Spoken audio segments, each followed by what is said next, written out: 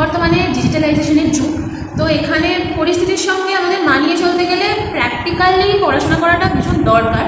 তো এখন আমাদের কোর্সগুলোতে প্র্যাকটিক্যাল এবং প্রজেক্ট বেস পড়াশোনার উপরে বেশি জোর দেওয়া হয়। তার সঙ্গে বইয়ের পড়াশোনা যেরকম তথাকথিত পড়াশোনা সেটা তো অবশ্যই আছে। আমরা যেহেতু প্রথম ব্যাচ, সেহেতু আমাদের এই শিক্ষারীতিটার সঙ্গে মানিয়ে নিতে ভীষণ অসুবিধা হচ্ছে। শুধু আমরা নই, আমাদের টিচার অর্থাৎ প্রফেসররাও এর শিকার। তারাও ঠিক মতন বুঝে উঠতে পারছে না যে কীভাবে আমাদেরকে হেল্প করলে আমরা ভালোভাবে পরীক্ষাটা দিতে পারবো। তবে একটা জিনিস কি, আমাদের সময়টা অনেক কমে গেছে। মানে আগেকার সিলেবাসের সঙ্গে যদি আমরা এখনকার সিলেবাসের তুলনা করে দেখি, তাহলে আগে সাবজেক্টের মধ্যে টপিকস অনেক কম ছিল, সময়টা একটু বেশি পাওয়া যেত। এখন টপিকস অনেক বেশি আর সময়টা খুব কম।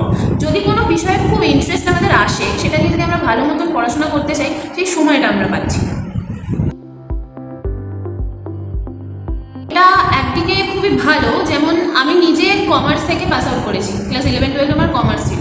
তো আমি যদি এখানে কমার্সের একটা সাবজেক্ট নিয়ে পড়তে পারি, তাহলে সেটা আমার জন্য খুব সুবিধার হয়, কারণ আমি সেই সাবজেক্টটা আগে পড়ে এসেছি।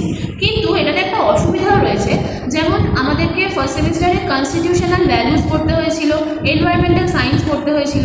এইবার এইগুলো একটা পয়েন্টে গিয়ে আমাদের মনে হয়েছিল যে আমাদের উপর চাপিয়ে দেওয়া হচ্ছে। আমাদের এখন পৃথিবী যেভাবে এগিয়ে যাচ্ছে, সেখানে ওই আগেকার পুরো বছর পড়াশোনা করে একটা পরীক্ষা দেওয়া এই সিস্টেমটা আর চলবে না। আমাদেরকে ভবিষ্যতের সঙ্গে যদি মিলিয়ে চলতে হয়, তাহলে আমাদেরকে অবশ্যই স্পিডে এগোতে হবে।